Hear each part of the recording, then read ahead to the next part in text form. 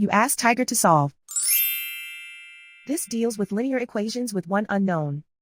The final result is k equals 2/7. Let's solve it step by step. Simplify the expression. Expand the parentheses. Simplify the arithmetic. Group like terms. Simplify the arithmetic. Group all k terms on the left side of the equation. Subtract 18k from both sides. Group like terms. Simplify the arithmetic.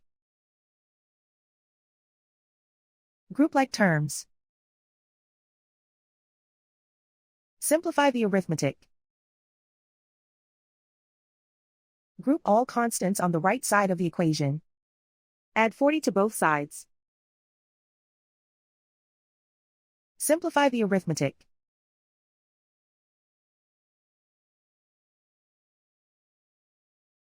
Isolate the k. Divide both sides by -7.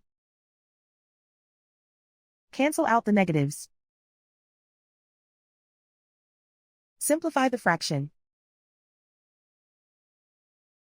Cancel out the negatives. And so the final result is k equals 2/7.